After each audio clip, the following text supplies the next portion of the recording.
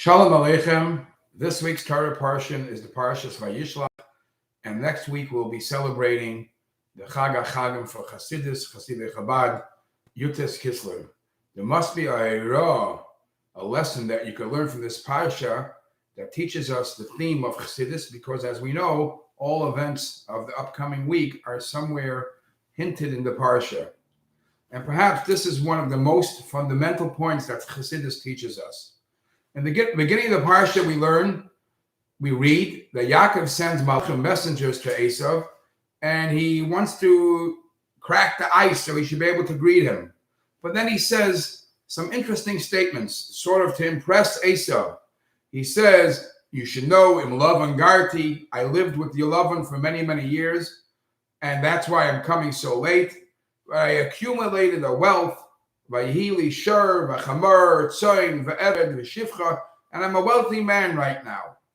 And all the commentaries grapple with the concept that the Rashi brings, that one of the things he was trying to impress Esav with was saying, in love and Garti, that I kept the Taryag mitzvahs. Garti has the same letters as Taryag. Even while I was by Lavan, I managed to keep the mitzvahs, and I didn't behave like he behaved. Okay, look in the commentaries how they explain why was this an important line to send to Esav. But what's the next point? Vayihili shur v'chamar, I accumulated a large wealth and I'm fine. What was he trying to impress him with that? What was his mission? What was his point? I read this week a story, actually a letter from the famous chassid, Rabbi Masmid. Rabbi Masmid was writing from Russia to a chassid in America, wishing him well for his son's or his daughter's wedding. And he bestows upon them great blessings. And one of the things he writes, he quotes the pasuk, may they have oirech yomim b'mina, long life, a fulfilling life in the right side, usmoila oishev v'chaved, and from the left side, you have riches, and honor, and that's he was quoting the pasuk, but then he inserts to his letter a one-line zinger. He says, "Yes, Eirech Yamim B'mina and Oisha V'Chavi B'Smeila. Yes, this is a big bracha, but a person always has to remember what's right and what's left, what's most important and what's secondary. Sure, Oisha V'Chavi is great, and we could do very good things with Oisha V'Chavi." But it's on the left, it's Smaila. What's the blessing B'Mina is Oirech Yamim, long and fulfilling life. This is perhaps what Yaakov was telling Esav. I accumulated a large sum, a large wealth, and let me tell you, despite all that, I was able to survive by the house of Lavan.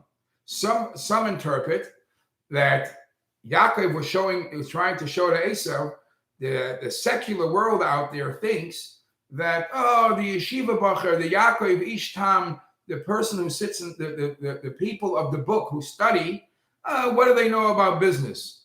So Yaakov, first of all, tells him, I am a Yoshev Halim, I am a man of the book, and I sit and study, but you should know that I'm just as good as you. And God has blessed me with shur, v'chamar, tzayim, v'eved, v'shivcha.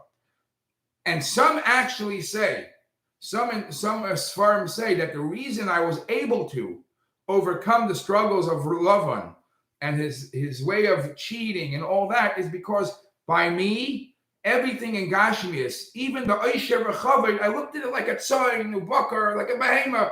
It's something a tool that you benefit from to use for a holy thing. But if you invest your life in it, then you could fall very, very quick. And we actually find this in a sikha from the Rebbe, where the Rebbe points out in a later part in the parsha the same way. Esav turns to Yaakov later on and says, you know what, Yaakov, you're sending me all these presents. Vayomer Esav says, Yesh li Rav, I have plenty. You keep what you don't. I don't have to take what you're sending me. I have enough. I have Rav, a lot. A pasuk or two later, Yaakov says very similar words, but one word different. Yaakov says, please take my blessing. V'chi yesh li koil. I have everything. Esav says, I have plenty. I have a lot, but I have more to go. I have much more to get, because as the Chazal say, Misha Yesh Leimana, one who has 100 is always trying to achieve the 200 goals. A guy, Shlomo Melech says, Oyev Kesef, one who loves money, one who is invested in money, Lo Yisba Kesef, he'll never be satisfied, satiated from money, because he's always going to want more. That's what Esav says. Yesh li Rav, I have a lot, but I'm still I'm looking to get more. Yaakov says, Yesh li koil, God has provided me with everything I need to survive. And a couple of sukkim later, it says, V'Yaakov nasa Sukkaisa, Yaakov traveled to Sukkaisa, Vayiven loy bayis, he built for himself a home, Ulemikneu asa sukkos, and for his animals he made huts. So there's a beautiful, beautiful pshat from the Rebbe on this pasuk. And the Rebbe says, Vayiven loy, for the things that are important to him, for what we are really all about, which is Torah, mitzvahs, Yiddishkeit, Chasidishkeit, for that you build a bayis. For that you build a permanent home. That's here's where I am to stay. Olamikneu, for the things that you acquire, the things that you need for the journey, asa sukkos. For that you make a temporary hut. So when a person has that in mind, that yes, God, with Gashmis, we're able to do very good things.